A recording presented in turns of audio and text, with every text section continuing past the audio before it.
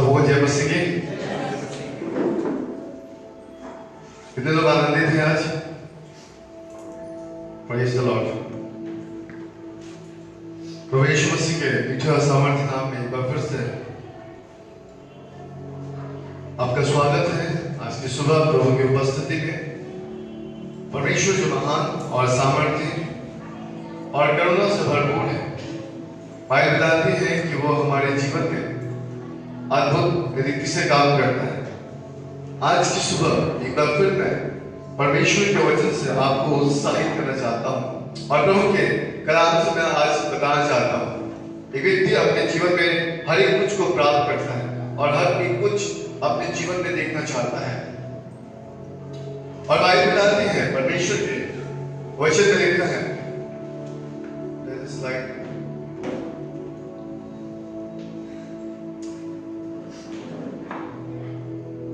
और बाइबल बताती है कि जब हम खुदा की ओर निहारते हैं तो परमेश्वर हमें हर एक कुछ से भरपूर करता है।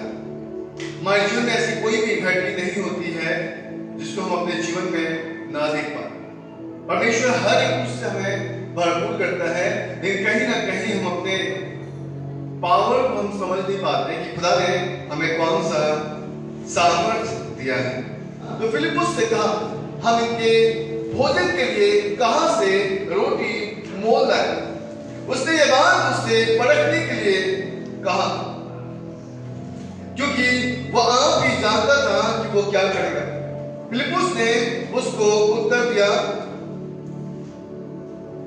200 दिनार की रोटी भी उनके लिए पूरी ना हो, उनमें से हर एक को थोड़ी थोड़ी मिल जाए। उसके चेलों में से सोमन पतरस का भाई अंद्रुनियास ने उससे कहा, यहाँ एक लड़का है जिसके पास जौ की 5 रोटियां और 2 मछलियां हैं, परंतु इतने लोगों के लिए वे क्या है? यीशु ने कहा, लोगों को बैठा दो। उस जगह बहुत घास थी। तब लोग, जिनमें पुरुष की संख्या लगभग 5000 की थी, बैठ गए। जब मैं इस पृष्ठ को पढ़ रहा था, इस संदर्भ को मैं देख रहा था, और इसके ऊपर में जब 6 अध्याय आप खोलेंगे और उसके ऊपर में आप देखिएगा, वहां पे लिखा है कि 5000 पुरुषों को खिलाना। और यीशु ने भीड़ को आते हुए देखा। मैं आज आपको परमेश्वर के वचन से एक बात बताना चाहता हूं। आज हम में से प्रत्येक व्यक्ति के पास किसी न किसी चीज की कमी है, किसी न किसी चीज की घटी है, और कोई न कोई प्रकार से लोग कमजोर हैं। हमें से कोई भी अभी तक क्या है? परिपूर्ण नहीं है। कोई परफेक्ट है क्या? कोई कह सकता है क्या परफेक्ट? कोई भी व्यक्ति नहीं कह सकता। आज मैंने ये टॉपिक क्यों चूज किया है? What you do not have. आपके पास क्या नहीं है? कई बार हम सोचते हैं कि हमारे पास कुछ नहीं है ना? बहुत लोग ये सोचते हैं कि हमारे पास कुछ नहीं है। आज मैं आपको बताऊंगा कि आपके पास क्या नहीं है, क्योंकि कई बार हम परमेश्वर के सामर्थ्य को अपने जीवन में प्राप्त करते हुए भी हम उन चीजों को भूल जाते हैं और हमें लगता है कि आज हमारे पास कुछ भी नहीं है। मेरे प्रियो, मैं आपको बताना चाहता हूं कि हम में से प्रत्येक व्यक्ति अपने आप को कमजोर समझता है। किसी न किसी प्रकार की कमी उसके जीवन में खाई जाती है, और हम में से हर कोई अभी तक परिपूर्ण नहीं हुआ है। हम में से सभी क्या है? किसी न किसी स्थान पर क्या है? कमजोर है ना? फील होता है ना आपको क्या कमजोर है? तो आज हम इसके विषय में देखेंगे कि परमेश्वर हमसे क्या बातचीत करता है, परमेश्वर का वचन हमसे क्या कहता है। लेकिन आज मैं आपको बताना चाहता हूं कि जब हम कहीं ना कहीं कमजोर हैं, किसी न किसी परिस्थिति में हम दुर्बल पाए जाते हैं, किसी न किसी जगह पर हमारे जीवन में नेगेटिव थॉट या नेगेटिव बातें हमारे जीवन में उत्पन्न होती रहती हैं। लेकिन मैं आज आपका ध्यान परमेश्वर के वचन की ओर केंद्रित करना चाहता हूं, ताकि आप इस बात को समझें और जानें कि खुदा ने आप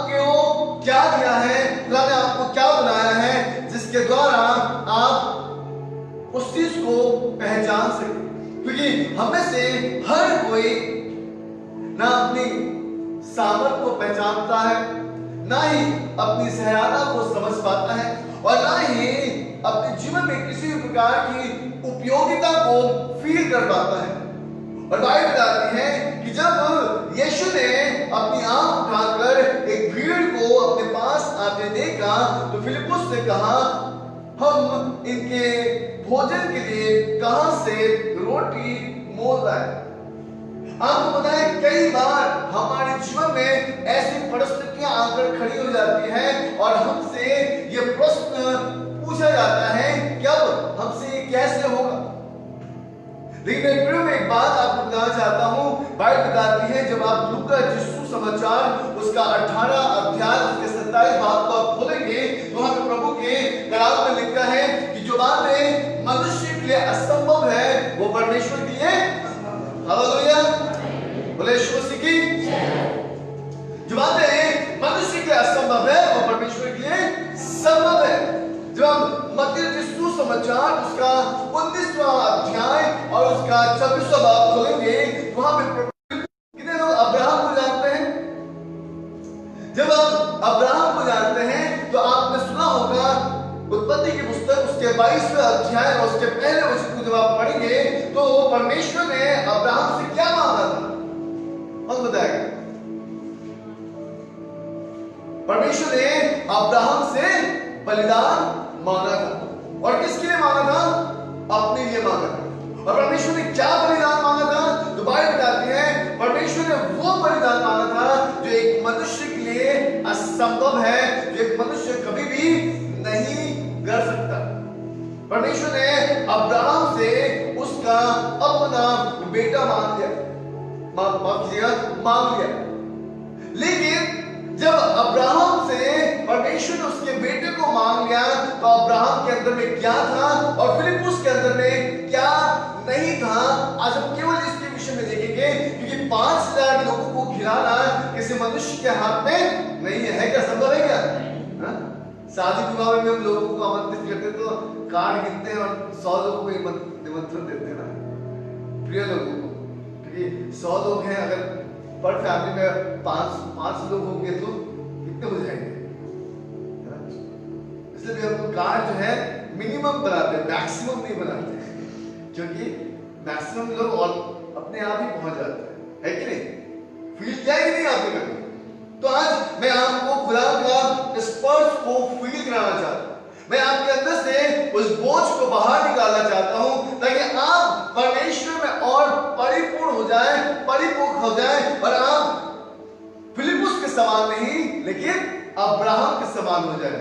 आमीन, हालेलुया, बोले यीशु मसीह की जय। तो मेरे साथ बोलिए कि आज हमारे पास क्या नहीं है? कितने लोग एक्साइटेड हैं जानने के लिए? Praise the Lord. आज मैं आपको बताऊंगा कि आपके पास क्या कमी है, फिलिप्पुस के पास क्या कमी थी। क्योंकि जब यीशु मसीह ने कहा तो फिलिप्पुस की हवा निकल गई, वो यीशु मसीह की ओर देखने लगा और उस भीड़ की ओर देखने लगा और उसने कहा कि खुदा कैसे इन लोगों को हम खिलाएंगे, क्योंकि यहाँ पर 200 दिनार, माफ कीजिएगा, 200 दिनार की भी रोटी इनको कम पड़ेगी, है ना? उन दिनों में दिनार चलता था, 200 दिनार की भी रोटी कम पड़ेगी। यानी अगर 200 दिनार की भी रोटी हम लेके आए तो थोड़ा थोड़ा ही दे पाएंगे, कोई भी पेट भर खा नहीं पाएगा। लेकिन यीशु मसीह को पता था वो क्या करने वाले हैं। मैं आपको बताना चाहता हूं कि आज आप अपने जीवन में कई बार सोचते होंगे कि आप कई एक परिस्थिति में आप कमजोर हैं, कई एक जगह पे आप दुर्बल हैं और कहीं पर आप उठने की कोशिश करते हैं लेकिन आपको ऐसा फील होता है कि आप उठ नहीं सकते, क्योंकि आपके पास क्या नहीं है? सामर्थ नहीं है। और आप अपने जीवन में उत्साहित होने की जगह पर, इंकरेज होने की जगह पर आप क्या होते हैं? डिप्रेशन की ओर, एंजाइटी की ओर, चिंताओं की ओर घिर जाते हैं और धीरे धीरे आपके अंदर में एक ऐसा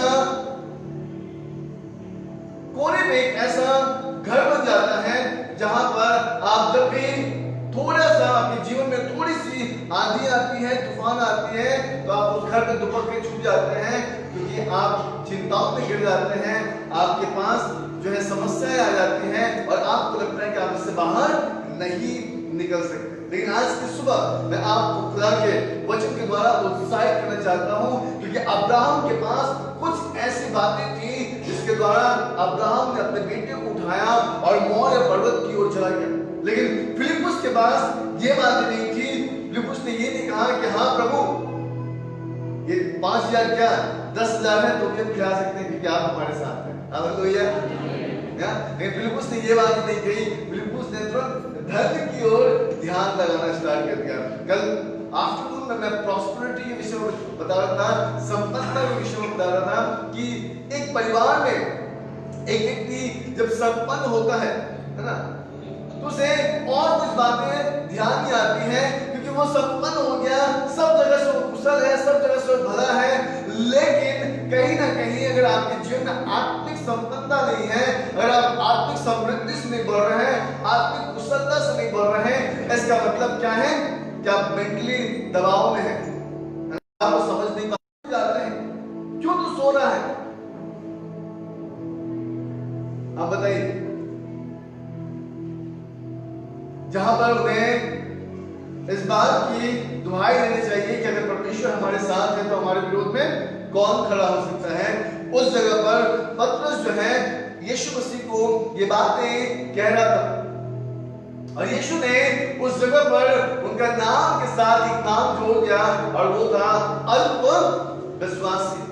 मेरे प्रिय, मैं आज आपको बताना चाहता हूं कि जब मैं फिलिप्पुस को इस जगह पर देख रहा था कि यीशु मसीह ने उसे परखने के लिए उससे पूछा कि ये भीड़ को हम रोटी कहां से खिलाएंगे, तब फिलिप्पुस का ध्यान यीशु मसीह की ओर केंद्रित नहीं हुआ, लेकिन फिलिप्पुस का ध्यान कहां गया?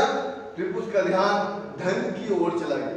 हम कई बार जब हम अपने जीवन में हम ऐसी परिस्थितियों में आते हैं, तब हम क्या करते हैं?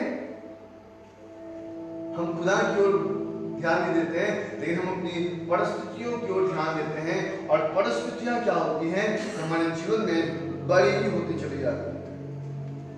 लेकिन जब अब्राहम को खुदा ने कहा, तब अब्राहम ने अपना सबसे बहुमूल्य धन, एक व्यक्ति का धन क्या है? उसका संतान है कि नहीं? उससे बढ़ के कोई है क्या? उससे बढ़ के 10 लाख 20 लाख 50 लाख 1 करोड़ 100 करोड़ है क्या? उसकी किसी बच्चे की जान जा रही है, उसके पापा को डॉक्टर ने कहा कि 100 करोड़ रुपए चाहिए, और उसके पापा के पास है तो वो 100 करोड़ रुपए तुरंत दे देगा। दे देगा कि नहीं देगा? एक गरीब व्यक्ति अगर उसके बच्चे दुर्घटना में क्षतिग्रस्त हो गया और उसको हॉस्पिटल ले जाया गया, और डॉक्टर कहता है कि 10,000 रुपया लगेगा, वो गरीब व्यक्ति क्या करता है? बोलता है कि क्या बोलता है कि मैं बंदोबस्त नहीं कर पाऊंगा, नहीं कहता है।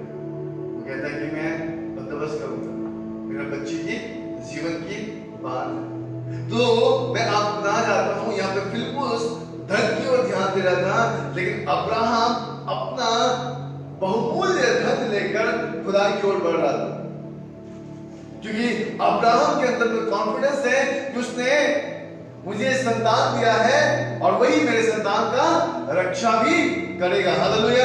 बाइबल बताती है, ध्यान दीजिएगा, जब हम कॉन्फिडेंस की ओर देखते हैं, तब एक बात हमें समझ में आता है कि आज कलीसिया के अंदर में कॉन्फिडेंस ना होने की वजह से, लैक ऑफ कॉन्फिडेंस, क्या है? लैक ऑफ कॉन्फिडेंस, यानी कि आत्मविश्वास की घटी।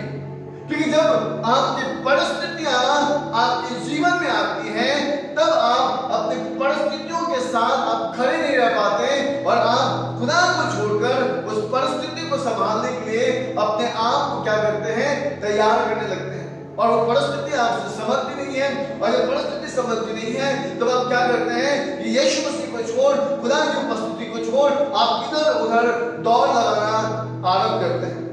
मैं आपको एक वचन देना चाहता हूं, मेरे साथ निकालिएगा 2 तिमुथी उसका 1 अध्याय और उसका 7वां वचन।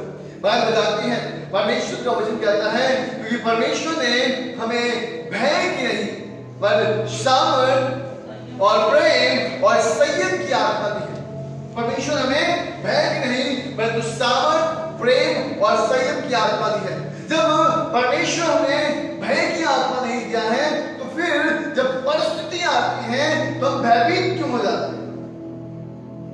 कहां जाता है हमारा कॉन्फिडेंस, कहां जाता है हमारा आत्मविश्वास जब हमने विश्वास के साथ खुदा के पास अपने आप को हम जोड़ते हैं, अपने आप को समर्पित करते हैं, जब खुदा के पास अपना जीवन को हम निछावर करते हैं तो वो परिस्थिति कहां जाती है? आपकी कॉन्फिडेंस कहां चली जाती है? फिलिप्पुस का कॉन्फिडेंस खत्म हो गया था। फिलिप्पुस के बगल में यीशु मसीह खड़े थे लेकिन उसको इस बात का ध्यान नहीं था। बाइबल बताती है जब मत्ती सुसमाचार उसके एक अध्याय उसके 23 वचन को आप पढ़ेंगे, बाइबल बताती है कि उसका नाम इम्मानुएल है जिसका अर्थ है कि परमेश्वर हमारे साथ है। यानी कि यीशु मसीह हर वक्त वो हमारे इर्द गिर्द रहते हैं। हमें आवश्यकता है कि हम अपने कॉन्फिडेंस को, हमें आत्मविश्वास को हम गिरने ना दें। आज कलीसिया के अंदर में अपने जीवन में क्यों नहीं हो पाए, आप सत्य क्यों नहीं हो पाए? ये मत्ती रचित सुसमाचार उसके 5वां अध्याय और उसके 48 वचन को आप पढ़ेंगे तो वहां पे प्रभु के वचन में लिखता है कि सिद्ध बनो क्योंकि तुम्हारा स्वर्ग पिता क्या है? सिद्ध है। याद रखिएगा, आप अब तक सिद्ध क्यों नहीं आए? क्योंकि आपका कॉन्फिडेंस, आपका आत्मविश्वास आपके खुदा के ऊपर में नहीं है, आपके परमेश्वर के ऊपर में नहीं है। और जब आपका आत्मविश्वास आपके परमेश्वर के पास नहीं है तो मैं आपसे पूछना चाहता हूं, आप कैसे अपनी परिस्थितियों से उभर कर बाहर निकले? यीशु मसीह के सामने एक परिस्थिति आई थी, फिलिप्पुस के सामने एक परिस्थिति आई थी और यीशु मसीह जानते थे कि वो क्या करने वाले हैं। कई बार परमेश्वर को पता रहता है कि वो आपके जीवन में क्या करने वाला है और इसलिए वो आपके जीवन में एक ऐसी परिस्थिति को लाकर खड़ा करता है ताकि आप उस परिस्थिति के द्वारा आपके अंदर में क्या आ जाए? संयम आ जाए। हालेलुया। क्या आ जाए? संयम आ जाए। क्योंकि परमेश्वर ने हमें क्या दिया है? भय की नहीं परंतु प्रेम और संयम की आत्मा को दिया है। और इसलिए मेरे प्रियो मैं आपको बताना चाहता हूं कि हमारे अंदर में एक आत्मविश्वास का सामर्थ होना बहुत आवश्यक है। अगर आज आपके अंदर में आत्मविश्वास की सामर्थ नहीं है, मैं आपको बताना चाहता हूं आप किसी भी कार्य में, किसी भी स्थान में, किसी भी जगह पर आप स्थिर नहीं रह पाएंगे, आप भटकेंगे, आपका मन कहीं पर किसी भी काम में नहीं लगेगा। अगर आपके अंदर में आत्मविश्वास नहीं है, अगर आपके पास लैक ऑफ कॉन्फिडेंस है तो मैं आपको बताना चाहता हूं कभी भी आप अपने गोल तक नहीं पहुंच पाएंगे, कभी भी आप अपने डेस्टिनी तक नहीं पहुंच पाएंगे। आइए एक वचन हम लोग पढ़ेंगे, इब्रानियों की पत्री उसके 4वां अध्याय और उसका 16वां वचन को पढ़ेंगे। इब्रानियों उसके 4वां अध्याय उसका 16वां वचन। और बाइबल बताती है, इसलिए आओ हम अनुग्रह के सिंहासन के निकट साहस बांध कर चले कि हम पर दया हो और वो अनुग्रह पाए जो आवश्यकता के समय हमारी सहायता करे। बाइबल कहती है इसलिए आओ हम कहां चले? अनुग्रह के सिंहासन के पास चले ताकि जब हमारे जीवन में समस्या आए, हमारी परिस्थिति हमारे विपरीत जाए तो हम क्या करेंगे? हम पर वो अनुग्रह होगा और हमारी सहायता भी करेंगे।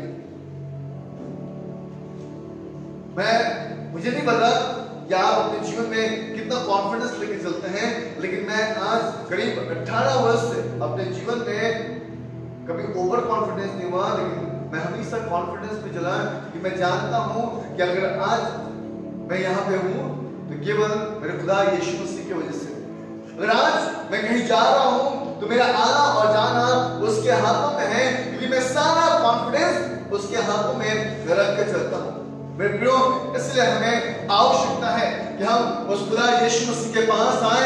ये बाइबल स्पष्ट रूप बताती है, इब्रानियों की पत्री उसके 14 अध्याय उसका 16 वचन में, इसलिए आओ हम अनुग्रह के सिंहासन के निकट साहस बांध कर चले कि हम पर दया हो, हम पर अनुग्रह हो, ताकि जो आवश्यकता के समय हमें सहायता प्राप्त हो।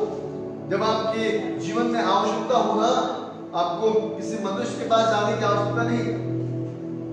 मनुष्य सहायता करेगा क्या? नहीं करेगा।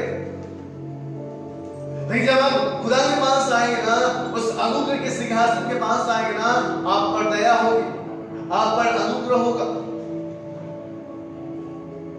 आप मत सोचिए कि अगर आप किसी मनुष्य के पास जाएंगे, किसी व्यक्ति के पास जाएंगे तो आप बहुत खुशहाल जीवन व्यतीत करेंगे और आपके जीवन में सारे कष्ट दूर हो जाएंगे। परिस्थितियों को बड़ा मत बनने दीजिए, अपने कॉन्फिडेंस को बढ़ाइए, अपने आत्मविश्वास को बढ़ाइए, क्योंकि आपका आत्मविश्वास आपका जीवन सुधार सकता है। आपका आत्मविश्वास आपके जीवन में अद्भुत रीति से कार्य कर सकता है और आपकी परिस्थितियों को बदल सकता है। क्योंकि व्यवस्था बताती है, जब आप दूसरा कुरिन्थियों उसके 12वां अध्याय और उसके 19 वचन को आप पढ़ेंगे तो वहां पर जब पौलुस के जीवन में एक परिस्थिति आ गई थी और पौलुस उस समय अपनी परिस्थिति से उभरना चाहता था और लग जाएगा, है ना। कई बार बच्चे आपके पास आते होंगे, बोलेंगे पापा को 5 रुपए चाहिए, 10 रुपए चाहिए, है ना। तब क्या बोलते हैं? नहीं बेटा, इस महीना नहीं, अगले महीना देंगे। ऐसे बोलते क्या? नहीं बोलते, तुरंत निकाल कर उसको दे देते हैं। पता है क्यों? क्योंकि हमें पता है, हम उस बेटी के ऊपर कॉन्फिडेंस करते हैं कि हम अगर उसको 5 रुपए दे रहे हैं, वो जाकर गलत चीजों में नहीं लगाएगा। अगर आपको पता होगा कि आपका बेटे को 5 रुपया दे रहे हैं और वो गलत चीज में लगाएगा, आप उसको देंगे क्या?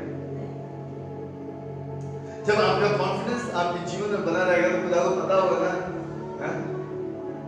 खुदा जानता है कि आपके जीवन में एक ऐसा आत्मविश्वास है कि परमेश्वर आपको कुछ देगा और आप उसको नष्ट नहीं करेंगे। कई बार हम लोग बच्चे के हाथ में नया नया मोबाइल ही देते हैं, है ना। क्यों नहीं देते पता है? गिर जाएगा, टूट जाएगा। 10,000 का मोबाइल है, 20,000 का मोबाइल है, आज तो लाखों रुपए का मोबाइल आता है और इसलिए हम लोग नहीं देते हैं कि कहीं खेलते खेलते गिरा देगा तो टूट जाएगा, है कि नहीं। लेकिन वही बच्चा जब उठाकर और अपने से देखने लगता है, आप 1-2 बार ठोक भी देते हैं, मार भी देते हैं, पीट भी देते हैं, लेकिन देखते कि वो बच्चा देख रहा है ना, तो फिर आप क्या करते हैं? नेक्स्ट दिन उसको नहीं छोड़ते, छोड़ देते हैं। छोड़ते कि नहीं छोड़ते? मोबाइल को, कीमती मोबाइल। मैं आपको बताना चाहता हूं कि आप अपने बेटे के ऊपर में ट्रस्ट करते हैं, कॉन्फिडेंस रखते हैं। आपको खुदा आपके ऊपर कॉन्फिडेंस इसलिए रख नहीं पाता कि जब वो आपको परखता है तब वो आपके अंदर में वो आत्मविश्वास नहीं पाता है। और बाइबल कहती है इसलिए हमें यीशु मसीह के पास आने की आवश्यकता है। और जब हम यीशु मसीह के पास आएंगे और उसके अनुग्रह के सिंहासन के पास आएंगे तो उसकी दया हम पर होगी और उसके अनुग्रह के द्वारा हम क्या करेंगे? जब हमारे जीवन में हमारी परिस्थितियां हमारी विपरीत होगी, हमारे जब उस परिस्थिति से हम निकल नहीं पाएंगे, तब खुदा अपने अनुग्रह के द्वारा हमें सहायता करेगा। और पौलुस ने जब खुदा के पास आया, जब उसकी परिस्थिति उसके विपरीत थी, जब उसके जीवन में उसके शरीर में जब कष्ट था, उसके जीवन में कष्ट था, उसने प्रार्थना करना स्टार्ट किया और परमेश्वर ने कहा कि मेरा अनुग्रह तेरे लिए बहुत है। आज मैं आपको बताना चाहता हूं, अगर आज आप अपने जीवन में गलतियां करते हैं और गलतियां करने के बाद भी आज आपको पनिशमेंट नहीं मिलता ना, इसका मतलब इस बात को याद रखिएगा कि आपके ऊपर में अनुग्रह है। हालेलुया। बहुत लोग काफी दिन से प्रभु के पास आने के बाद भी प्रभु में स्थिर नहीं है। आज भी वो इधर जाते हैं उधर जाते हैं, उनका जीवन स्थिरता में नहीं है। आज भी वो भटक रहे हैं, आज भी वो सोचते हैं यीशु मसीह के पास भी जाएंगे, वहां भी जाएंगे, वहां भी जाएंगे। उनका कॉन्फिडेंस यीशु मसीह में स्थिर नहीं हो पा रहा है। और मैं आपको बताना चाहता हूं, जब तक आपको कॉन्फिडेंस, आपका आत्मविश्वास यीशु मसीह में स्थिर नहीं होगा, आप भटकते रहोगे। आप इस घर में भी जाओगे, उस घर में भी जाओगे, आप 50 घर में जाओगे, घूमते रहोगे। दुनिया को दिखाने के लिए आपके मुंह में एक अच्छा स्माइल होगा, लेकिन अंदर अंदर आप कुड़ते हो, अंदर अंदर आप रोते हो, अंदर अंदर आपके जीवन में बहुत सी तकलीफें हैं, लेकिन आप उसको किसी के सामने बयान नहीं कर पाते, क्योंकि आपको भी पता है कि आप किस परिस्थिति से होकर गुजर रहे हैं। मेरे प्रियो, मैं आज आपको बताना चाहता हूं कि फिलिप्पुस के अंदर में कॉन्फिडेंस नहीं था, और आज अगर इस कलीसिया के अंदर में कॉन्फिडेंस नहीं है, अगर आज मेरे साथ सुनने वाले लोगों के जीवन में कॉन्फिडेंस नहीं है, तो मैं आज आपको बताना चाहता हूं कि आपको कॉन्फिडेंस की आवश्यकता है। कि कॉन्फिडेंस अब्राहम के पास था। अब्राहम कुछ ना सोचते हुए अपने बेटे को लेकर मौर्य पर्वत की ओर बढ़ गया। बाइबल बताती है दूसरा कुरिन्थियों उसके 4 अध्याय उसके 7वें वचन को आप पढ़ेंगे, वहां पर लिखा है, परंतु हमारे पास यह धन मिट्टी के बर्तनों में रखा है कि हम असीम सामर्थ हमारी ओर से नहीं वरन परमेश्वर की ओर से ठहरे। हमारे पास ये जो धन है ना, ये कॉन्फिडेंस जो है, ये हमारे जीवन में इसलिए रखा गया है, ये मिट्टी के बर्तन में रखा गया है। ध्यान से आप सुनिएगा, क्योंकि अगर आज आपके जीवन में अगर कॉन्फिडेंस नहीं है, तो मैं आपको बताना चाहता हूं, आप कभी भी किसी भी जगह पर अपने आप को परिपूर्णता में नहीं देख पाओगे। आप हमेशा असमंजस में रहोगे, हमेशा आप दुविधा में रहोगे, हमेशा आप 2 प्रकार के मन में रहेंगे, हमेशा 2 प्रकार के विचार आपके जीवन में आते रहेंगे। एक अच्छे पौधे के समान होते हैं जो कभी भी सूखता मुरझाता नहीं, बल्कि अपने ऋतु में फल देता है। यशायाह भविष्यवक्ता की पुस्तक उसके 40 अध्याय और उसका 21 वचन कहता है कि परंतु जो यहोवा की वाज होते हैं वो नया बल प्राप्त करते जाएंगे, वे उकाब के समान उड़ेंगे, वे दौड़ेंगे श्रमित ना होंगे, चलेंगे परंतु थकित ना होंगे, क्योंकि उनका कॉन्फिडेंस यीशु मसीह पर है। हालेलुया। बोले मेरा आत्मविश्वास प्रभु यीशु मसीह पर है, और मैं दौड़ूंगा और मैं चलूंगा और थकित ना होऊंगा, क्योंकि यीशु बोले, क्योंकि यीशु मुझे संभाल लेगा। आमीन। मैं आज आपको बताना चाहता हूं, ये एक ऐसा विषय है जो आज मनुष्य के अंदर में ना होने की वजह से वो अपने जीवन में लगातार दुविधाओं में रहता है, असमंजस में रहता है, और 2 प्रकार के मन में रहता है। उसका मन स्थिर नहीं हो पाता। इसलिए हमें क्या चाहिए? हमें कॉन्फिडेंस चाहिए, आत्मविश्वास चाहिए कि हमने प्रार्थना किया है और खुदा ये हमारे लिए कर रहे हैं। हालेलुया। वहां पर पतरस का भाई अन्द्रियास यीशु मसीह को कहता है कि प्रभु यहां पर जौ की 5 रोटियां और 2 मछलियां हैं। वो अन्द्रियास, आपको पता है यीशु मसीह का पहला चेला कौन था? कौन था पहला चेला? यीशु मसीह का पहला चेला है अन्द्रियास।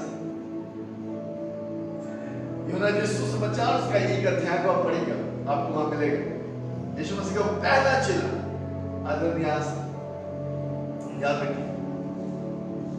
और यीशु मसीह के पास क्यों आया था? क्योंकि यीशु मसीह के पास जब वो आया, उसका कॉन्फिडेंस बिल्ड हुआ। आपको पता है वो यूहन्ना के पीछे चलता था, लेकिन जब वो यीशु मसीह के पास आया, उसका कॉन्फिडेंस बढ़ गया। और बाइबल बताती है उसने तुरंत उस रोटी को देखा। आप बताइए जहां पर 5000 लोग हैं, वहां पे कोई भी व्यक्ति बोलेगा कि जहां 5 रोटी 2 मछली है? बोलेगा क्या? नहीं बोलेगा।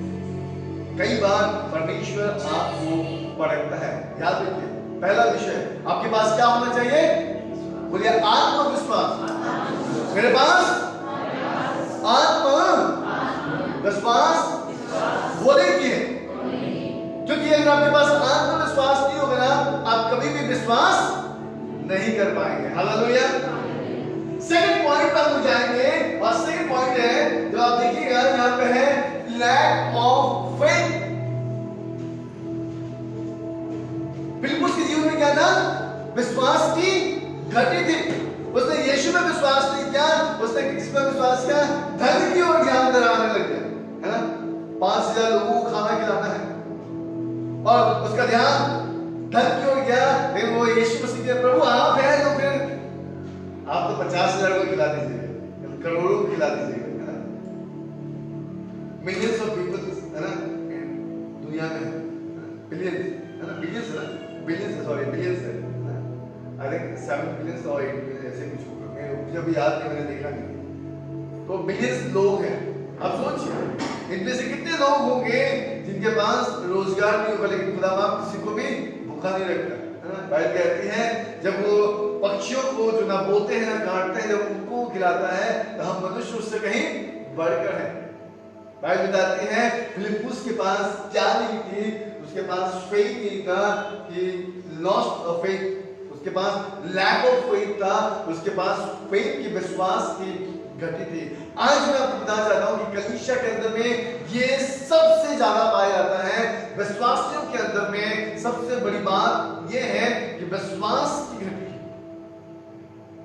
पहला तो कॉन्फिडेंस नहीं है, दूसरा बात विश्वास नहीं है। क्यों विश्वास नहीं है? क्योंकि हमको लगता है कि हाँ हर हफ्ते तो हम प्रभु का वचन सुनते हैं, बात आपको सुनाते हैं, है ना। कई ऐसे बच्चे होते हैं ना, ध्यान सुनिएगा, कैसे बच्चे होते हैं, पापा बोलते हैं 9 बजे घर पे आ जाना और वो 10 बजे घर पे आते हैं, और जब पापा क्या करते हैं वो बातें बोल दिया और वो बातें आपको पता चली तो आप कभी उसके साथ अपना पर्सनल थिंग्स शेयर करेंगे? नहीं करेंगे। आज विश्वास की घटी। आज लोग परमेश्वर के भवन में तो आते हैं, प्रभु के भवन में उपस्थित तो होते हैं, और जिस प्रकार से वो अपना पर्सनल थिंग्स यीशु मसीह को कहते हैं, और यीशु मसीह को कहने के बाद वो जाकर किसी और को भी अपना पर्सनल बातें कहते हैं। यीशु मसीह के पास आकर कहते हैं प्रभु बड़ा तकलीफ है, बड़ी समस्या से गुजर रहे, प्रभु उपाय कर, मोटे मोटे आंसू निकालते हैं, प्रार्थना करते हैं, दुआ करते हैं। खुदा बाप कहता है कि ठहर जा, मैं तेरे लिए काम कर रहा हूँ। और उसके बाद वो प्रभु के भवन से निकलता है, कहीं और जाता है, फिर वहां में बोलता है बड़ा दिक्कत है, बड़ा कष्ट में चल रहा है, बड़ा तकलीफ है। अब खुदा बोलता है जिन्हें तो मुझे भी बोला है उसको भी बोला है, तो काम कर जिसको बोला है वही कर लेगा, तो मुझे करने का क्या जरूरत है? समझ में आया फेथ है ना। आज फेथ में कहाँ पे हम गिरे हुए हैं, कितनी किस जगह पे हम कमजोर पाए हैं, किस जगह पर हम छोटे हैं। आज मैं आपको बताना चाहता हूँ कलीसिया के अंदर में, कलीसियाओं के अंदर में विश्वास की बहुत बड़ी कमी है, और ये बातें लोग नहीं समझते हो तो कहते हैं कि मैं विश्वास करता हूँ। कितने लोग विश्वास करते हैं? सब लोग विश्वास करते हैं, सबकी हाथ खड़ी हो जाएगी। लेकिन आप देखिएगा, आप जो बातें यीशु मसीह से कहते हैं ना, वो बातें बाहर भी जाकर आप कहते हैं। अभी बात बताइएगा, यीशु मसीह बात कहते हैं, मैं जाऊंगा वचन में जाऊंगा, मैं आज समय तक समाप्त करूंगा, लेकिन यीशु मसीह बात कहते हैं मत्ती सुसमाचार उसके 6वां अध्याय उसका पहला वचन, वहां पे लिखा है कि देखो क्या लिखा है, आपको पढ़ेंगे एक बार। हाँ 6 का पहला वचन, सावधान रहो,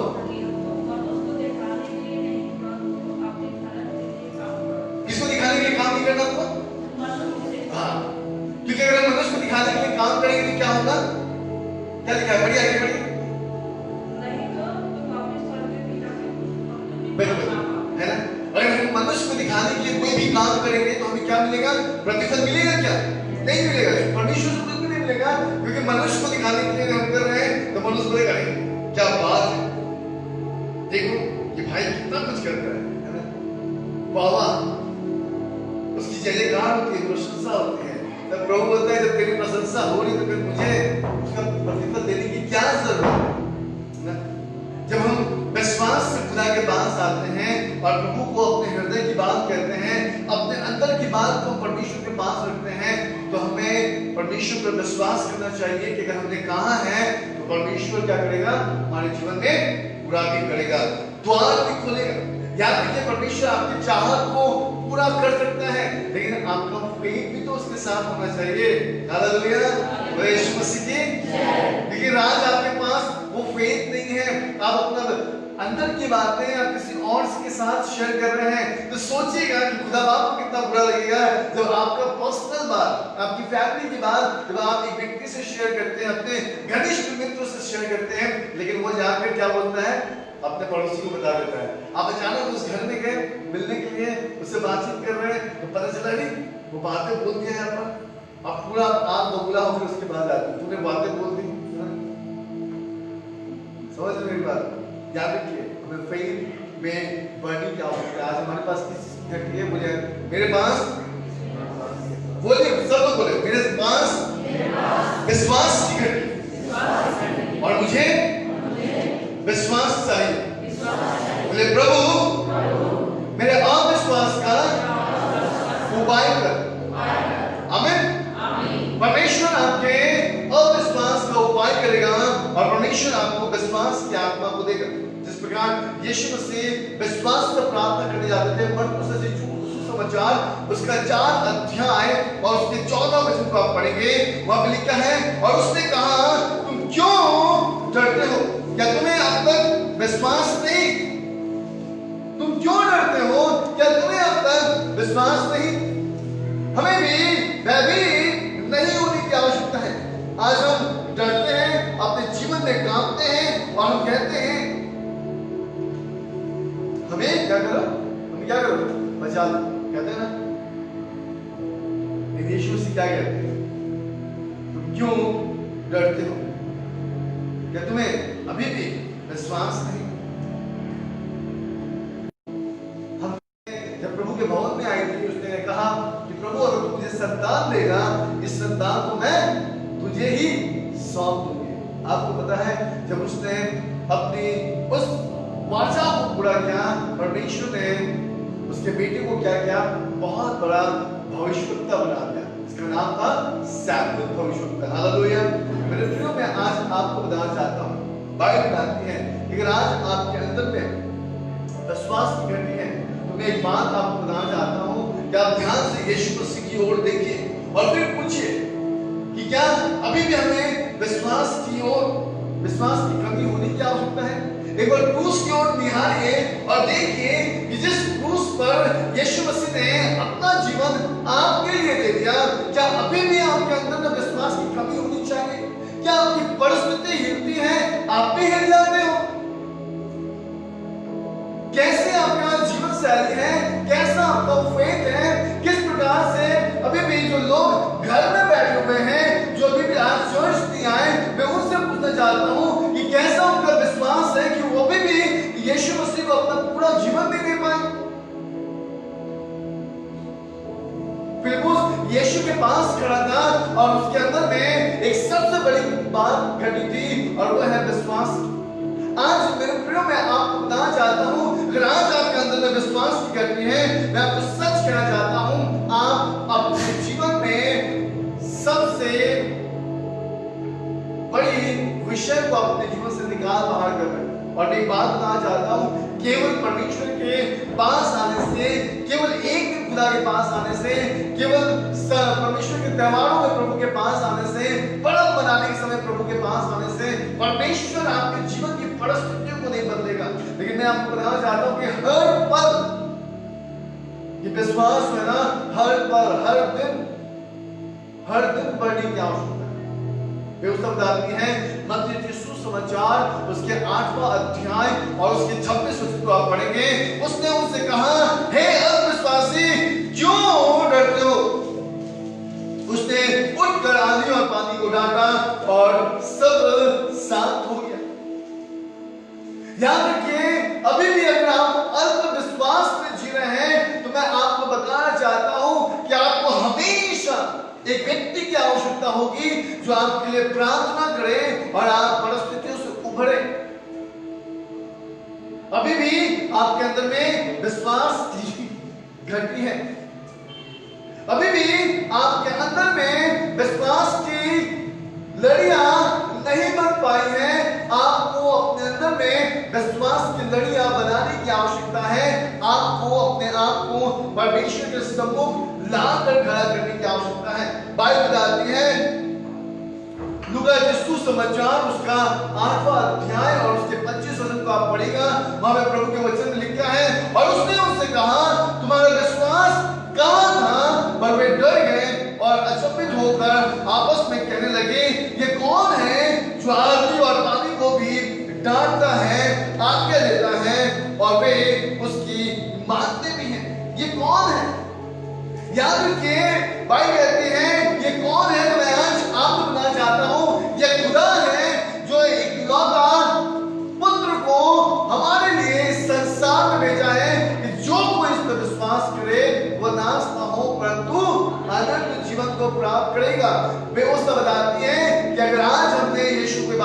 वचन सुना है, आज ही हमें अपने मन को फिराने की आवश्यकता है। कहीं ऐसा ना हो कि परिस्थितियां आपके विपरीत चले जाएं, परिस्थितियां आपके अनुकूल ना हो। तो मैं आपको बताना चाहता हूं कि जिस प्रकार फिलिप्पुस उस विश्वास की घटी के द्वारा यीशु के पास खड़ा था, अगर आज भी आप यीशु के पास खड़े हैं और आपके अंदर में विश्वास की घटी है, तो मैं आपको बताना चाहता हूं, मत्ती यीशु समाचार उसका 13 अध्याय को आप पढ़िएगा और उसका 58 पद में लिखा है, और उसने वहां उनके अविश्वास के कारण बहुत से सामर्थ के काम नहीं किए। क्यों नहीं किए? क्योंकि वहां के लोग जो थे वो विश्वास नहीं करते थे। याद रखिएगा, अगर आज आप यीशु के पास खड़े हैं और फिर भी आपके अंदर में विश्वास की कमी है, तो मैं आपको बताना चाहता हूं कि आपके जीवन में वो बातें पूर्ण रीति से ना हो पाएगी और आप अपने जीवन में आज भी आप और आपको लगेगा कि आप यीशु के जरूर हंस के कहिएगा कि यीशु मेरे साथ है। और मैं आपको बताना चाहता हूँ, अगर यीशु आपके साथ है ना, तो वो आपके अंदर भी है और बाहर भी है। आमीन। जब यीशु आपके अंदर भी है और बाहर भी है, यानी कि वो आपके हर एक विषय को जानता है, और जब वो आपके हर एक विषय को जानता है तो आपकी परिस्थितियों को भी आपके अनुकूल ला सकता है। मेरे प्रियो, में एक बात आपको बताना चाहता हूँ, आज लोग इस बात को नहीं समझ पाते और थोड़ी देर आनंद उठाने के लिए अपने जीवन में मदिरा पान का यापन करते हैं, और मदिरा पान को अपने जीवन में लेकर उनको ऐसा फील होता है कि उन्होंने अपने जीवन में बहुत कुछ कर लिया है। लेकिन मैं आपको बताना चाहता हूँ, आप सोचिएगा कि थोड़ी देर के लिए अपने मन में इस बात को सोचिए कि जो काम आप मदिरा पी के कर रहे हैं, वही काम आपका बेटा आपके साथ करेगा, आपको कैसा लगेगा?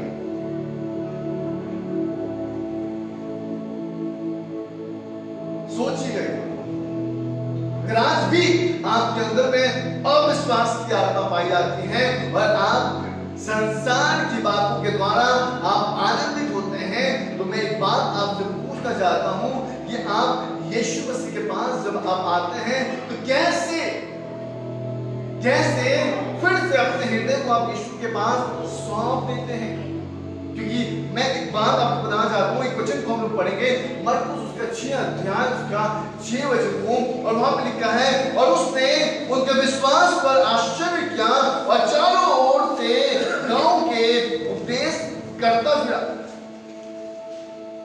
6 के 6 पद में पढ़ा आपने? क्यों वहां के लोगों ने विश्वास किया? क्योंकि बाइबल बताती है, नासरत में यीशु का अनादर लेके बाइबल बताती है, और उनके माफ कीजिएगा, और उनके अविश्वास पर आश्चर्य हुआ और वो चारों ओर के गांवों में उपदेश करता फिरा। याद रखिए, आपने सूर और सैदा का नाम सुना है ना? पढ़ा होगा आपने। बाइबल कहती है कि जो आश्चर्यक्रम परमेश्वर ने सूर और सैदा में हुआ, और वही आश्चर्यक्रम सदोम गमोरा में होता, तो वो नाश होता क्या? नहीं होता, है ना? आज परमेश्वर जो आपके जीवन में अद्भुत काम कर रहा है, आश्चर्यक्रमों को कर रहा है। मैं एक बात आपको बताना चाहता हूं कि अगर ये आश्चर्यक्रम काम सदोम गमोरा में होता ना, तो खुदा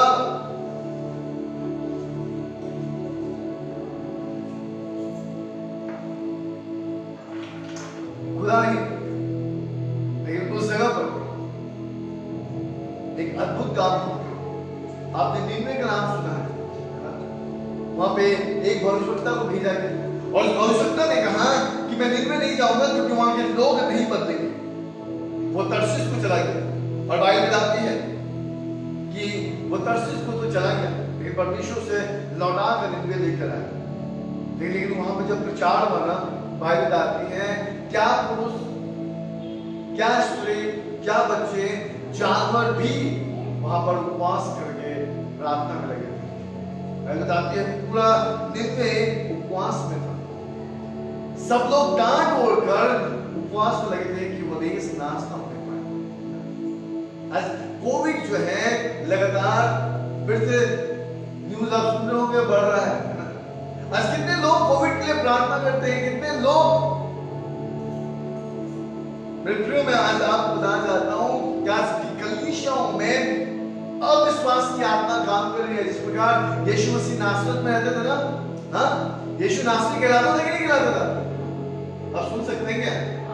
आंसर तो दे सकते हैं ना? यीशु मसीह नासरी कहलाता है कि नहीं कहलाता?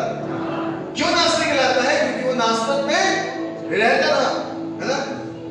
यीशु कहाँ रहता है? कलीसिया में रहता है। और नासरत में क्या था? अविश्वास था। कलीसिया में क्या है? अविश्वास। कलीसिया में तो विश्वास का है। विश्वास रहता तो 10 बजे चर्च होता था, आप 9:30 पहुंच जाते। विश्वास रहता तो आप एक संडे नहीं आते, हर संडे आते।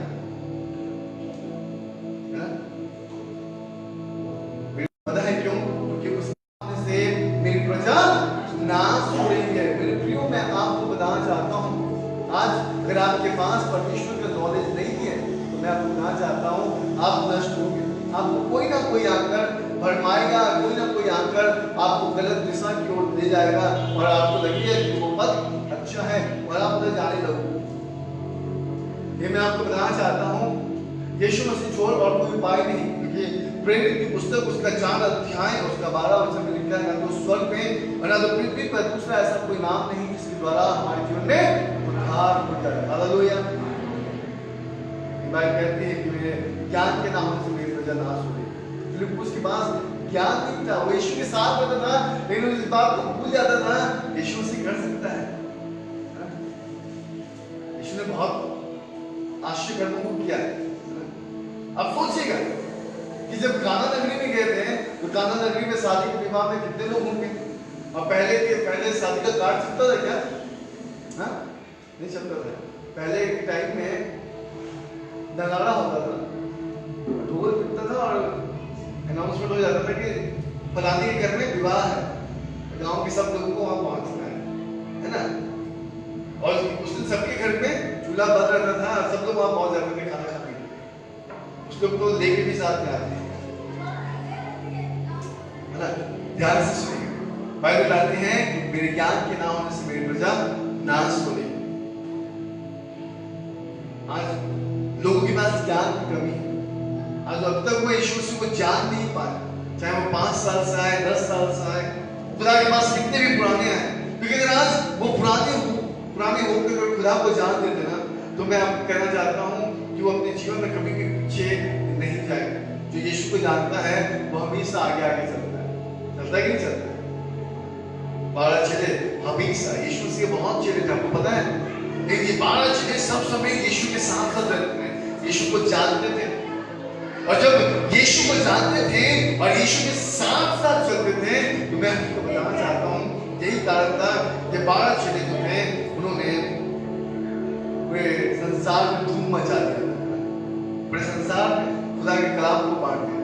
और आज हम उन्हीं के एक चेले के द्वारा हम यहाँ पे हैं। अगर थोमा भारत में नहीं आता, बावनीवी में, तो अब तक हमारे पास सुसमाचार नहीं पहुंचता। मेरे प्रियो, मैं आज आपको बताना चाहता हूँ नीति वचन उसका 1 अध्याय और उसका 29 वचन को आप पढ़िएगा। वहां पे प्रभु के वचन में लिखा है, क्योंकि उन्होंने ज्ञान से बैर किया और यहोवा का भय मानना उसको ना पाया। उन्होंने ज्ञान से क्या किया? भय किया। कौन थे जो ज्ञान से भय किया? क्योंकि बाइबल बताती है कि मेरे ज्ञान के ना होने से मेरी प्रजा नाश हो रही है। वो प्रजा जो परमेश्वर का ज्ञान नहीं रखते थे, और यही कारण था कि परमेश्वर का भय नहीं रखते थे। बाइबल बताती है, नीति वचन उसका 1 अध्याय उसका 7 वचन में लिखा है, परमेश्वर का भय मानना बुद्धि का आरंभ है। मेरे प्रियो, मैं आज आपको बताना चाहता हूं, ध्यान दीजिएगा। उत्पत्ति पहली पुस्तक, पैदाइश की पुस्तक में जब आप जाएंगे तो पैदाइश की पुस्तक में लिखा है, जब आप दूसरा अध्याय उत्पत्ति उसके दूसरा अध्याय को आप पढ़ेंगे और वहां पे आप देखिएगा कि परमेश्वर ने आदम को बनाया और आदम को बनाने के बाद उन्होंने वाटिका में बहुत से वृक्षों को बनाया और उनमें से 2 वृक्ष ऐसे पढ़ेंगे वहां पे लिखा है कि यहोवा परमेश्वर ने भूमि से सब भांति भांति के वृक्ष जो देखने में मनमोहक और जिनके फल खाने में अच्छे हैं उगाया, और वाटिका के बीच में जीवन के वृक्ष को और भले या बुरे ज्ञान के वृक्ष को भी लगाया। वहां पे 2 प्रकार का वृक्ष लगाया गया। अब आदम के अंदर में भय था, लेकिन उसने उस वृक्ष को हाथ नहीं लगाया, लेकिन उसके पास एक स्त्री थी, उसको बताया गया था, फिर भी उसके अंदर में ये भय की आत्मा काम नहीं की, और उसने उस वृक्ष को देखा, उसके फल उसको बहुत अच्छे लगे, और उसने फल तोड़कर खा ली, और खाने के बाद एक अनहोना हुआ जो कि होना नहीं चाहिए था। वो नंगे हो गए, उनके धार्मिकता के वस्त्र खुल गए, और विश्वास में आपको ज्ञान में बढ़ने की आवश्यकता है। और मैं आपको बताना चाहता हूँ, ये ज्ञान केवल परमेश्वर के वचन से आता है। भजन संहिता उसका 119 अध्याय और उसका 105 वचन को आप पढ़ेंगे तो प्रभु का वचन क्या कहता है आपको पता है? किसे याद है ये वचन? परमेश्वर का वचन मेरे पाँव के लिए क्या है और मार्ग के लिए ज्यादा है। हालेलुया। वो आपको ज्ञान दे, वो आपको एक ऐसा मार्ग दिखाएगा जहां से आप नहीं भटकोगे। तो अब्राहम के पास कितनी बातें थी? अब्राहम के पास कॉन्फिडेंस था, उसके पास फेथ था, उसके पास नॉलेज था, और जब उसके पास नॉलेज था इसलिए उसका परमेश्वर के साथ क्या था? एक अच्छा क्या ना कम्युनिकेशन था। आप किसको अपना जीवन का सब बात बताते हैं? अपनी गृहिणी को, अपने स्पाउस को, अपने हस्बैंड को, अपने वाइफ को बताते कि नहीं बताते? शेयर करते कि नहीं करते? क्यों करते हैं? क्यों करते हैं? बिल्कुल। देखिए उसके साथ हमारा कम्युनिकेशन बहुत अच्छा रहता है। हम झगड़ा करते हैं लेकिन फिर विचार नहीं करते, सारी बातें को सुन करते। और इस कलीसिया का, ये कलीसिया किसकी गृहिणी है? यीशु मसीह। हालेलुया। तो हमें क्या करने की आवश्यकता है? प्रभु के साथ हमारा कम्युनिकेशन अच्छा होना चाहिए कि नहीं, है ना? अगर प्रभु के साथ हमारा कम्युनिकेशन अच्छा होगा तो क्या होगा? क्या होगा? जब हमारे पास कॉन्फिडेंस होगा, हमारे पास फेथ होगा, हमारे पास नॉलेज होगा और हमारे पास कम्युनिकेशन अच्छा होगा तो क्या होगा? जब आपका और मेरा कम्युनिकेशन अच्छा होगा तो क्या होगा? रिलेशनशिप बिल्ड होगा कि नहीं होगा, है ना? रिश्ता मजबूत होगा कि नहीं होगा? जब आपका कम्युनिकेशन अच्छा होगा तो आप क्या करेंगे? आप हर बात में क्या करेंगे? शांत रहेंगे, धीमा रहेंगे, धीरज रहेंगे। अगर मानिए एक पति पत्नी बहुत लड़ाई करता है, झगड़ा करता है, तो उसके बीच में अच्छी बातें हो सकती है क्या? वो आस्ते आस्ते बात करेंगे कि तुम ऐसी है, तू ऐसा है, ऐसे बोलेंगे क्या? प्यार से बोलेंगे, मुस्कुरा के बोलेंगे, तू कल खाना नहीं खरीदना, आज मैं तेरे लिए ये नहीं करूँ। ऐसा है क्या? ऐसी बातें होती है क्या? कैसी बातें होती है? देखिए कि बगल में चोंगा लगा हुआ है, आवाज जो है फैल रही है, अगल बगल के सारे लोग घर के बाहर आकर ऐसे खड़े हो जाते हैं। कब कौन किसको मार रहा है, कब किसका सर फूटने वाला है, लोग एंजॉय करने लगते हैं, मजा लेने लगते हैं। कम्युनिकेशन, परमेश्वर के साथ भी हमारा कम्युनिकेशन अच्छा होने की आवश्यकता है। याकूब के पत्री उसका 1 अध्याय और उसका 19 वचन को पढ़िएगा। वहां पे प्रभु के वचन लिखा है, हे मेरे प्रिय भाइयों, ये बात तुम जान लो कि हर एक मनुष्य सुनने के लिए तत्पर है और बोलने में धीरे और क्रोध में क्या हो?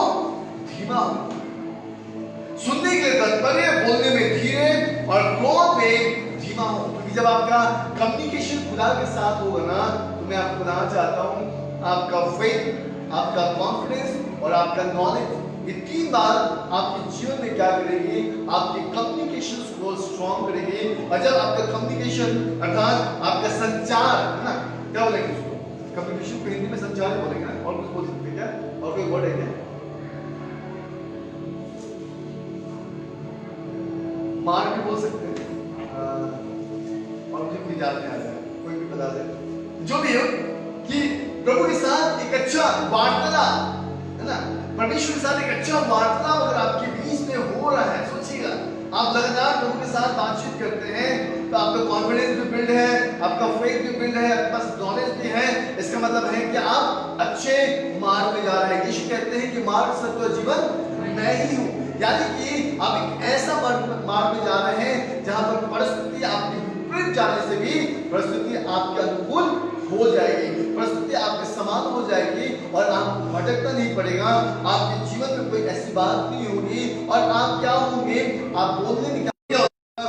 वचन में लिखा है, जब आप भजन उसका 141 अध्याय उसके 30वें वचन को आप पढ़ते हैं तो वहां पे लिखा है, हे यहोवा मेरे मुंह पर पहरा बैठा, मेरे ओठों के द्वार की रखवाली कर। क्यों?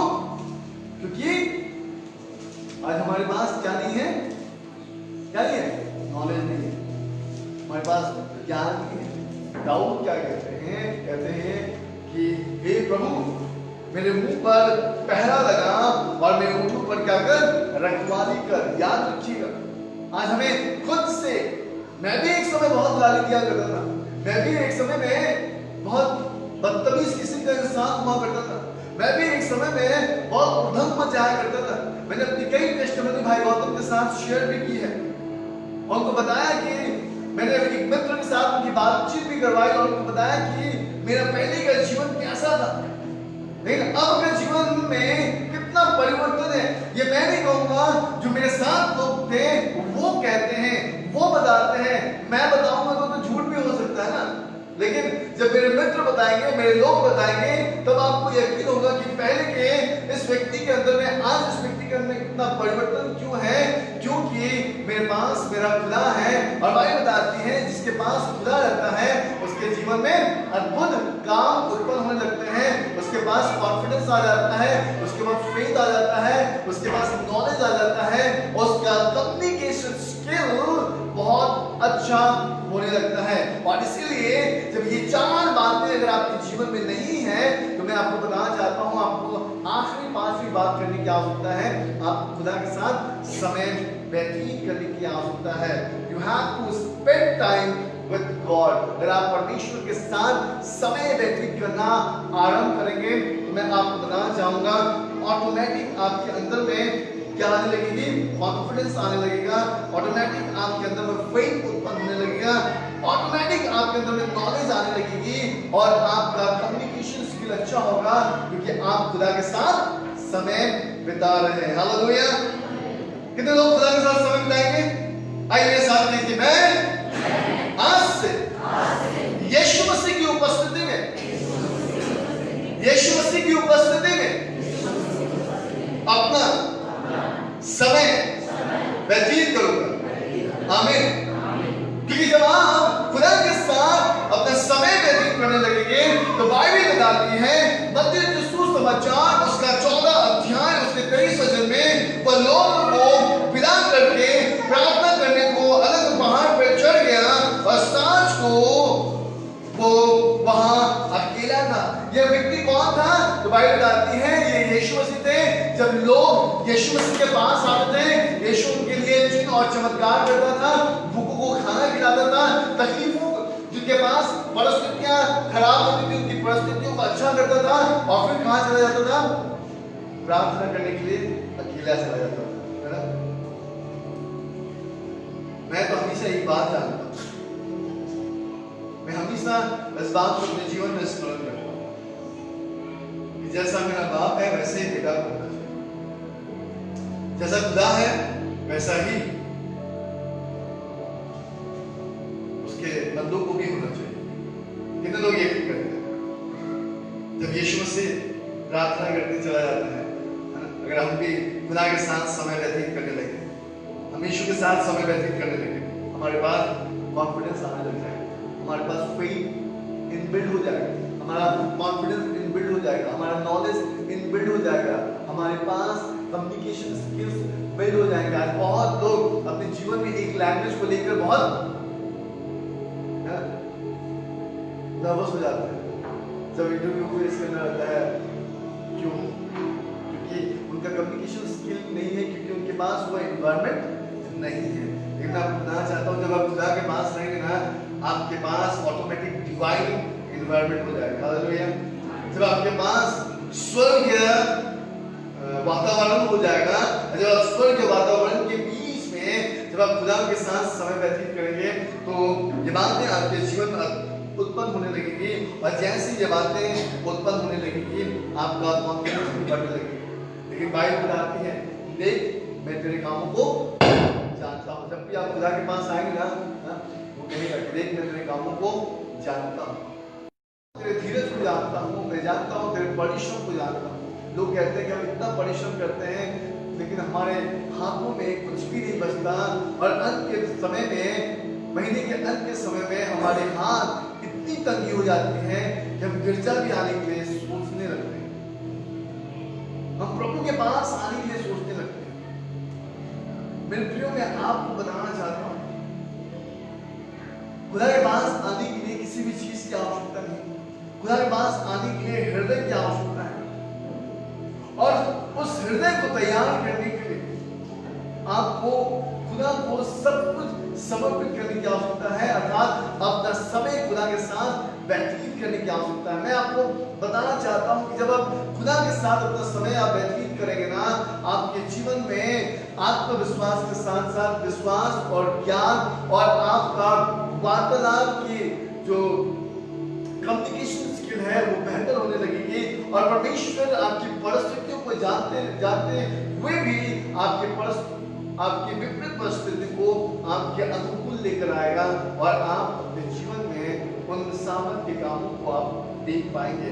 व्यवस्था बताती है, यिर्मयाह भविष्यवक्ता की पुस्तक उसके 2 अध्याय और उसके 32 वचन में लिखा है कि अगर आप पढ़ेंगे वहां पर, कोई मेरे लिए पढ़ दे इस वचन को, यिर्मयाह उसका 2 अध्याय उसका 32 वचन को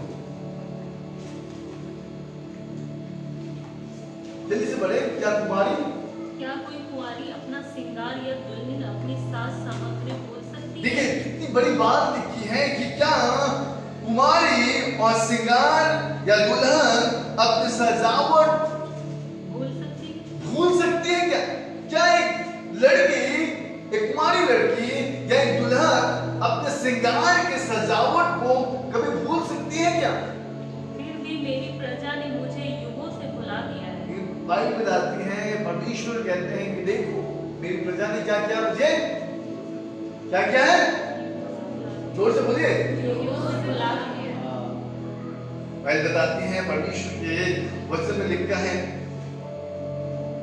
तो भी मेरी प्रजा ने युगों से मुझे भुला दिया। कई लम्हे पहले से, यानी एक कहानी मैंने बताया था, एक व्यक्ति कलीसिया में गया अपना सदस्यता को प्राप्त करने के लिए, लेकिन उसको सदस्यता प्राप्त नहीं हो पाई क्योंकि वो काला था और वो कलीसिया जो था वहां पे घोड़े चमड़े के लोग रहे, और यही कारण था कि उसको सदस्य प्राप्त नहीं हुआ। लेकिन वो वहां पे गया, उसने कहा कि मैं इस कलीसिया का सदस्य बनना चाहता हूँ, तो मेरे लिए आप द्वार खोले। पादी साहब ने कहा कि ठीक है, आपके लिए खोल दी जाएगी, तो आप एक काम कीजिए, आपको 3 वर्ष का समय दिया जाएगा, और ये 3 वर्ष आपको कलीसिया में साफ सफाई का काम करना पड़ेगा। अगर थोड़ी सी भी गंदगी मिली तो आप सदस्य प्राप्त नहीं कर पाएंगे। सोचिए, यहाँ पे लोगों को फ्री में सदस्य मिल जाता है, लेकिन कई ऐसी जगह पर सदस्यता प्राप्त करने के लिए बहुत मेहनत करना पड़ता है। और वो व्यक्ति 3 वर्ष तक वहां पे मेहनत किया, साफ सफाई की, और जैसे ही लोग अंदर आते थे वो बाहर चला जाता था, परमेश्वर की आराधना में वो बाहर रोता था, बिलखता था और खुदा से कहता था, प्रभु कब मुझे इन लोगों के साथ तेरी आराधना करने का मौका मिलेगा। वो आखिरी दिन आया, अंतिम दिन आया, जो बहुत आनंदित हुआ कि आज इस कलीसिया में उसे सदस्यता प्राप्त होगी, और इस वजह से वो बहुत आनंदित था। और इस आनंदित होने की वजह से जैसे ही कलीसिया आरंभ हुई, वो जैसे कलीसिया खत्म हुई और कलीसिया आरंभ होने से पहले उसने पादरी साहब के पास गया और कहा कि अब मैं इस कलीसिया की सदस्यता को प्राप्त कर सकता हूं, क्योंकि आज आखिरी दिन था। तो पादरी साहब ने उससे कहा आप नहीं कर सकते, क्योंकि मैंने देखा है कि बेंचेस में बहुत दूर रहते थे, चेयर में दूर रहते थे, कॉर्नर प्लेस में बहुत से गंदगी रहती थी, आपने सही रीति से साफ नहीं किया। वो बाहर लौट कर आ गया और अंदर में आराधना आरंभ हो गया। बाहर रो रहा था और प्रभु से प्रार्थना करता है, प्रभु देख, मैं तो इस कलीसिया में बहुत मेहनत किया, 3 वर्ष तक मैंने इस कलीसिया में एक भी बालू के टिक्कों को रहने नहीं दिया और मैंने लगातार इस कलीसिया में प्रभु अपना 100% दिया है, लेकिन आज मुझे इस कलीसिया में सदस्यता प्राप्त नहीं हो रही है। पता है क्यों? क्यों नहीं हो रही है? क्योंकि उसने उनको कहा कि आप प्राप्त नहीं कर सकते, क्योंकि आप इसमें वैसी होगी। और मैं आपको बताना चाहता हूँ कि जब तक आप कीमत लगाते रहेंगे तब तक खुदा आपको परखता रहेगा, और जब तक आप परख में आप जाएंगे, एग्जामिनेशन में आप जाएंगे, और जब तक आप चलते रहेंगे ना, कभी भी आप स्थिर नहीं हो पाएंगे, क्योंकि आपका मन चंचल है, आपका मन स्थिर नहीं है। याद रखिए, इसलिए 2 जगहों पर दिमाग मत ले जाइए। याकूब की पत्री आखिरी में पढ़ेंगे, प्रार्थना में जाएंगे। याकूब की पत्री उसके 4 अध्याय उसका 8वां वचन कहता है, अगर आपने पढ़ा होगा तो पढ़ लीजिएगा। वहां पर लिखा है कि परमेश्वर के पास आओ, परमेश्वर के निकट आओ तो वो भी तुम्हारे निकट आएगा। हे पापियों, अपने हाथों को शुद्ध करो, हे दुष्ट लोग अपने हृदय को पवित्र करो। आज बाइबल एक बार फिर से आपको पुकार कर कहती है कि कि परमेश्वर के पास आओ, परमेश्वर भी आपके पास आए। हे ऐसे व्यक्ति जो अपने मन में 2 प्रकार के विचारधाराओं को लेकर चलते हैं, आज अपने आप को बदल डालो, अपने जीवन को बदल डालो, अपने अंदर में कॉन्फिडेंस को लेकर आओ। कब तक भटकोगे? कब तक इस घर से उस घर, उस घर से उस घर, कब तक दौड़ोगे? कब तक? एक समय आएगा जहां पर कोई भी आपको नहीं देखेगा, एक समय आएगा जहां पर आप बिखर जाओगे, एक समय आएगा जहां पर कोई आपको उठाने वाला ना हो। लेकिन मैं आज आपको बताना चाहता हूँ, बाइबल बताती है, खुदा का कलाम कहता है कि सब छोड़ देगा लेकिन वो कभी ना छोड़ेगा। आमीन। आइए सुनो, अपने आंखों को बंद करें और प्रार्थना करें। Thank you Lord, hallelujah Jesus. परमेश्वर, हम आपका धन्यवाद करते हैं, हम आपकी स्तुति और आपकी आराधना करते हैं, हम आपके नाम की महिमा करते हैं प्रभु, हम धन्यवाद करते हैं परमेश्वर आज की सुंदर उपस्थिति के लिए प्रभु, आपके वचनों के लिए हम धन्यवाद करते हैं प्रभु। हम फिलिप्पुस के समान नहीं, लेकिन प्रभु हम अब्राहम के समान बनना चाहते हैं प्रभु, हम अब्राहम के बेटे के समान बनना चाहते हैं प्रभु, ताकि जब विश्वास के द्वारा अब्राहम देख चला और इसहाक उसके साथ चला गया प्रभु, उसी विश्वास से हम आपके पीछे चलना चाहते हैं प्रभु। आज हमारे अंदर में आत्मविश्वास की कमी है प्रभु, आज हमारे अंदर में विश्वास की घटी पाई जाती है प्रभु, आज हमारे अंदर में ज्ञान की कमी पाई जाती है, क्योंकि हमने आपके वचन का ज्ञान नहीं रखा प्रभु। आज हमारा और आपका परमेश्वर प्रभु वार्तालाप नहीं हो पाता है, क्योंकि हम आपके साथ समय व्यतीत नहीं कर पाते। प्यारे परमेश्वर, अनुग्रह करें प्रभु, और होने दीजिए प्रभु कि हम फिलिप्पुस के समान ना बने प्रभु। जब उसके परखा गया तो उसका ध्यान धन की ओर गया और उसने कहा 200 दिनार की रोटियां इनको कम पड़ेगी, लेकिन केवल आपने परखने के लिए उससे पूछा था प्रभु। हमारे जीवन में प्रभु बहुत सी ऐसी बातें परखी जाती हैं और हम अपने जीवन से टूट जाते हैं, बिखर जाते हैं। एक बाइबल कहती है प्रभु कि आप हमें टूटने नहीं देंगे, आप हमें बिखरने नहीं देंगे प्रभु। इससे पहले कि हम टूट जाए, इससे पहले कि हम बिखर जाए प्रभु, व्यवस्था कहती है कि आपका अनुग्रह हम सब के लिए पर्याप्त है। प्यारे परमेश्वर, आज की सुबह के लिए एक बार फिर से हम आपका धन्यवाद करते हैं। यहाँ पे उपस्थित और ऑनलाइन देखने वाले हर एक को परमेश्वर हम आपके बदल हाथों में हम समर्पित करते हैं।